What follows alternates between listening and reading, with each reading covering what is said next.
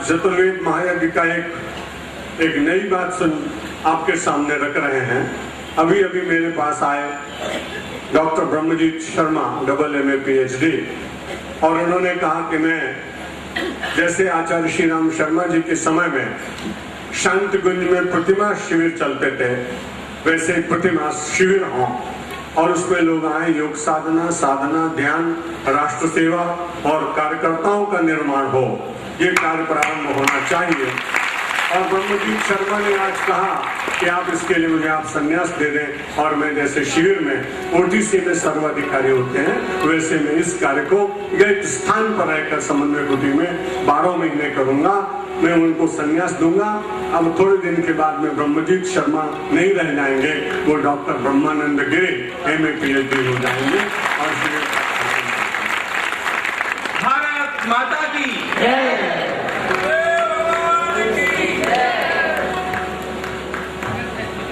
मैं हमारे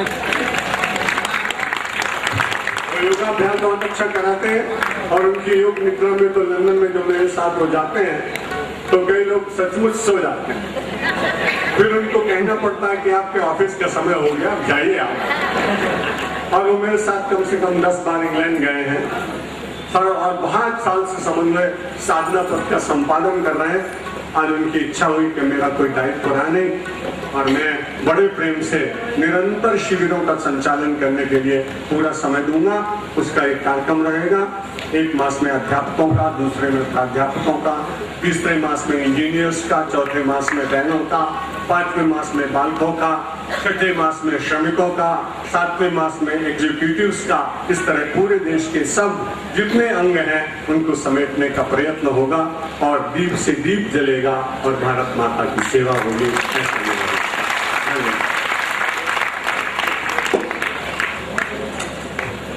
अपने धर्म को मानने वाले लोग प्रतिवर्ष भारत माता में शादानी परिवार रायपुर के आचार्य जी आए हैं, दुष्टन लाल जी, मैं उनका बहुत स्वागत करता हूं। वो रायपुर से चल के मुझे शुभकामना देने आए।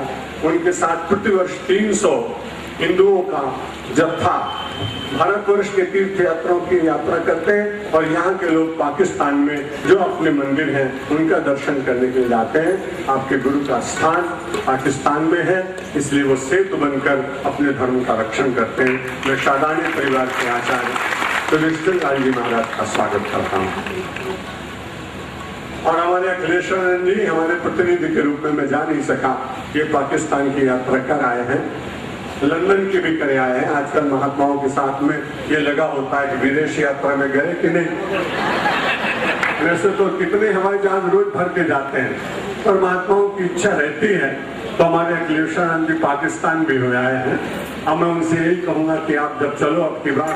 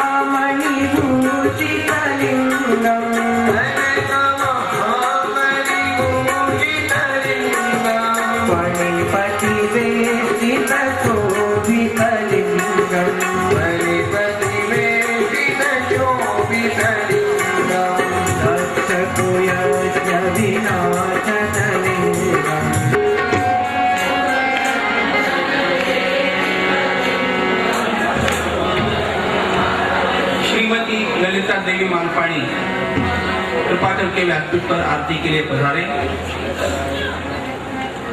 मैंने वाराणसी के अध्ययन के पश्चात 10 वर्षों से अधिक समय जिस मंगल ग्रह का उपयोग करके अपने समस्त कार्यों के लिए किया, उसकी वह छात्री है इनका आज जन्मदिन है और इसलिए मेरी बड़ी बहन का यहाँ पर मैं स्वागत करता हूँ आज इस आरती के मंच के पर उपलब्ध है। जो लोग ज्ञानेश्वर महाराज के वाङ्मय का अध्ययन करना चाहते हैं उनको चाहिए कि वे हम अपने धर्मश्री के स्टॉल पर अथवा गीता प्रेस के स्टॉल पर हिंदी अनुवाद नंदलाल दशोरे द्वारा किया गया उपलब्ध है, उसको लें।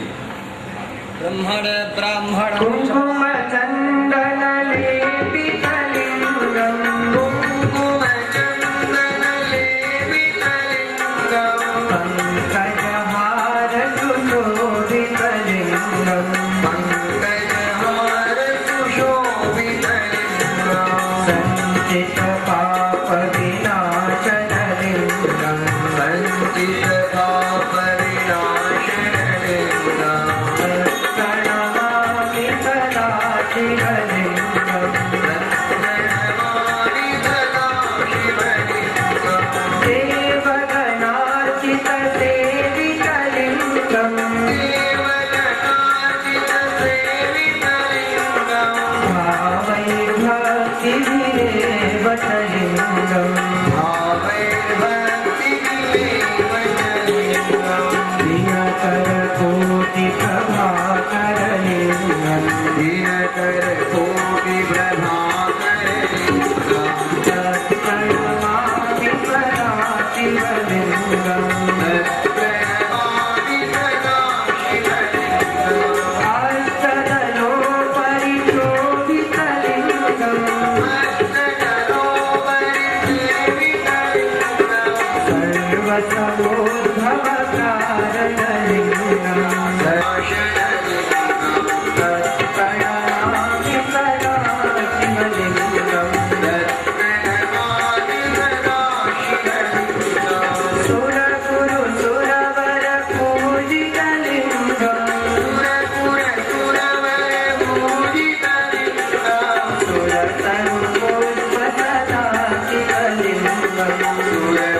सुरतरुपुष्पसदा शिवलिंगम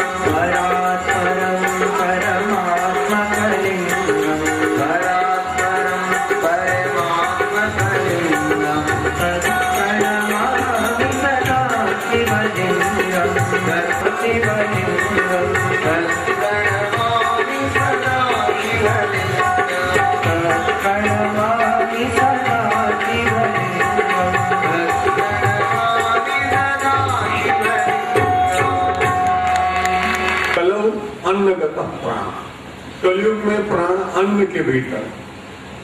अब आप जितने लोग बैठे हैं ये किसी शास्त्र को वचन में नहीं कह रहा हूं, आपके अपने अनुभव का और अपने अनुभव का भी कह रहा हूं कि कलौ अन्नगतः प्राण और कलौ औषधगतः प्राण।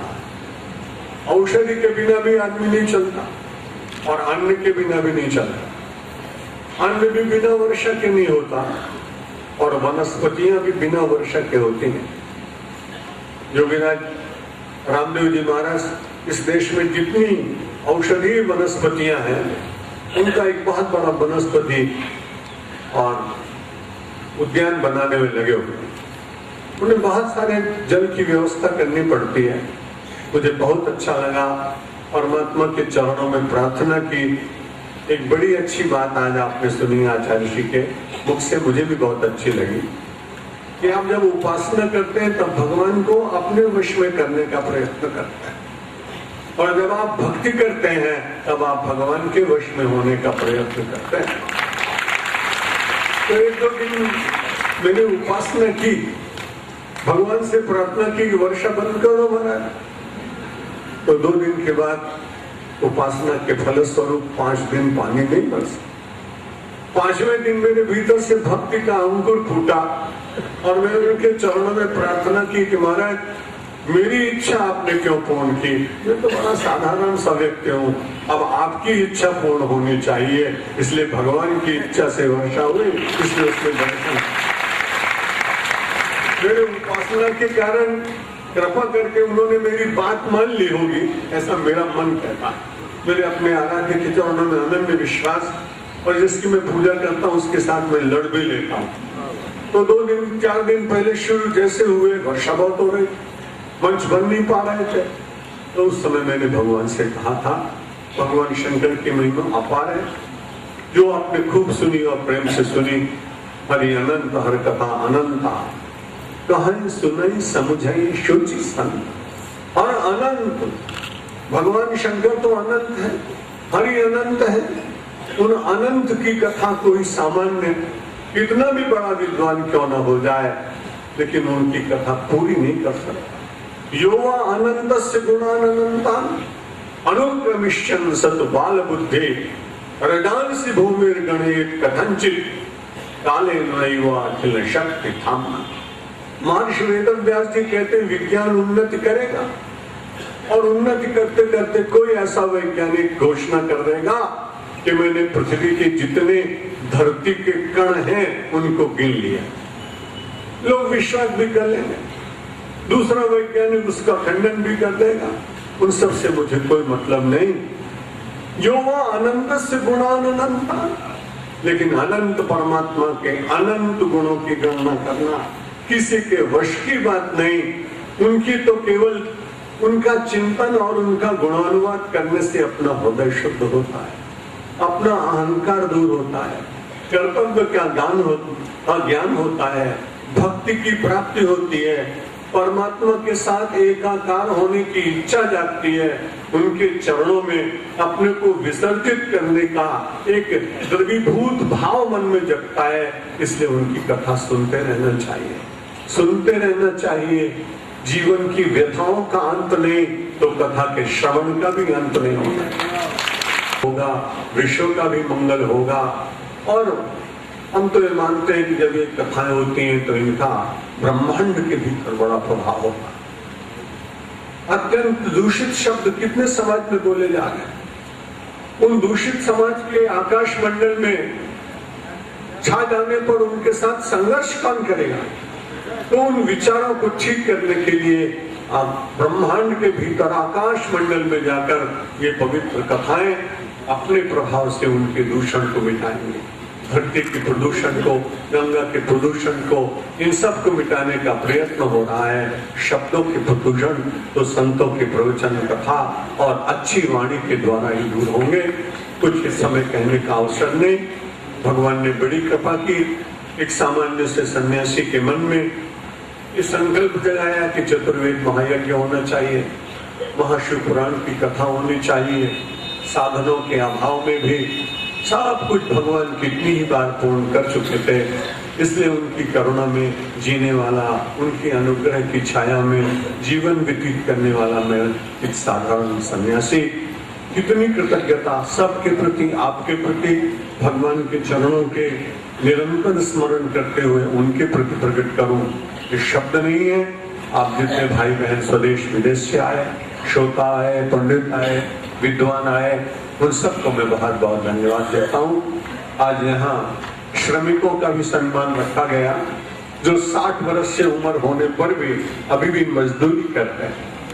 मैंने उनको देखा तो मेरे यहाँ लकड़ी चीरने वाला यज्ञ के लिए जो आदमी हर उत्सव में एक महीने रात दिन जग करके जहाँ जरूरत पड़ती भोजनालय में, मंडप में, मजदूरों के साथ रात में चौकीदारी, और हमारे उज्जैन के कुंभ मेला में, प्रयाग में इतनी मूक सेवा करते हैं। और इन्होंने अपना पूरा जीवन हमें कहा कि हम जब तक जीवित रहेंगे हम आपको छोड़कर नहीं जाएंगे, चाहे जितना श्रम करना पड़े। और वो शायद थक भी जाते हैं, कभी कभी नाराज होकर कुछ दिन के लिए चले भी जाते हैं, फिर लौट आते हैं। आप लौट कैसे आए? बोले ये तो ताजुब की बात है, आपका प्रेम बहुत याद आता है, इसलिए हम वापस चले आए। ऐसे बहुत ही सात्विक परशुराम जी को मैं 25,000 रुपए देने की घोषणा भी कर रहा हूँ और इस समय उनका सत्कार कर रहा हूँ।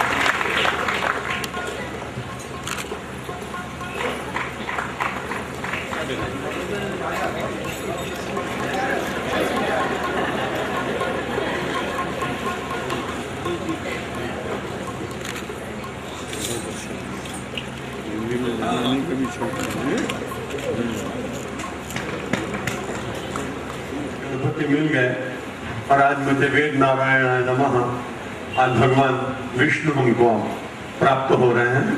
वैसे विष्णु हरदम व्याप्त हैं और उनकी छाया में ही हम सब जी रहे हैं। बहुत बहुत धन्यवाद कानपुर को समन्वय सेवा समिति और संतोष अग्रवाल जी। कहा कि आप आइए, बोले नहीं मैं तो चुस्ती हूँ इसलिए पीछे रहकर काम करूंगा। आज हर्षद भाई शाह का भी हम सम्मान करते हैं। आइए। कानपुर समन्वय सेवा समिति श्री इंद्र शास्त्री जी का यज्ञ नारायण भगवान की मूर्ति कभी सम्मानित कर रही है। जबलपुर के कैलाश गुप्ता जी बहुत मुख्य सेवक हैं। जब जरूरत पड़ती, जितनी जरूरत पड़ती है वो अपने आप पूछते रहते हैं। और अभी बाल संस्कार शिविर एक होने वाला है पानीपत में, उसके लिए भी सेवा अग्रिम उन्होंने मेरे पास भेज दी है। मैं आचार्य जी को बाद में मई मास में दे दूंगा। अंतर्राष्ट्रीय समन्वय परिवार के उपाध्यक्ष डॉक्टर कैलाश गुप्ता जबलपुर वाले पूज्यपाद स्वामी जी को माला पढ़कर उनसे आशीर्वाद प्राप्त कर रहे हैं। आचार्य स्वामी जी का भी आशीर्वाद प्राप्त कर रहे हैं।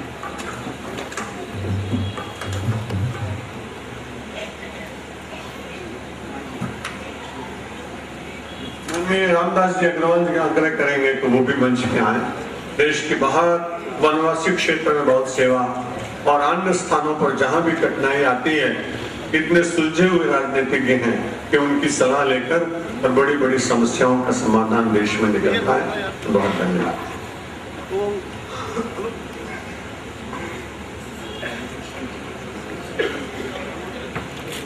आईडी शास्त्री का सम्मान कर रहे हैं कानपुर समन्वय सेवा समिति की ओर से अग्रवाल जी यज्ञ नारायण भगवान की मूर्ति।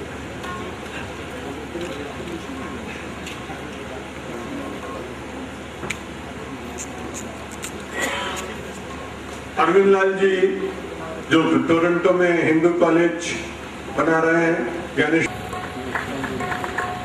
बात कर रहे हैं पूज्यपाद सद्गुरुदेव।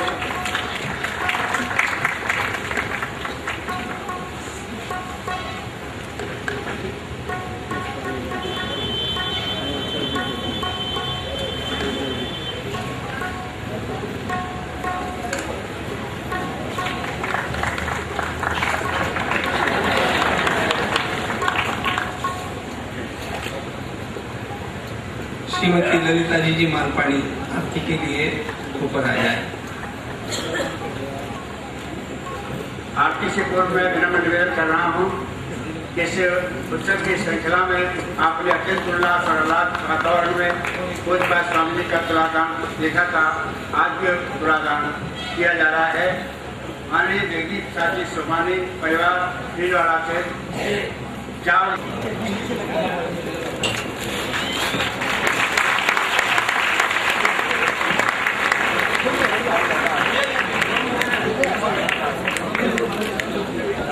श्रीमती निर्मला भाई मेहता द्वारा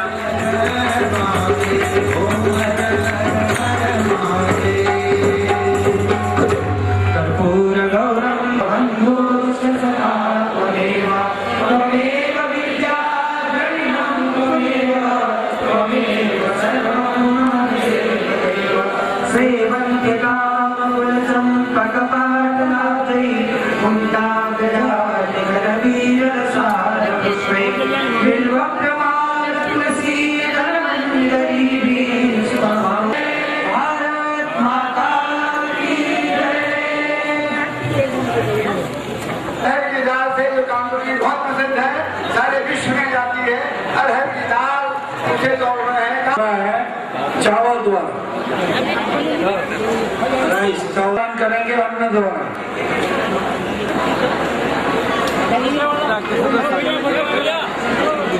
एक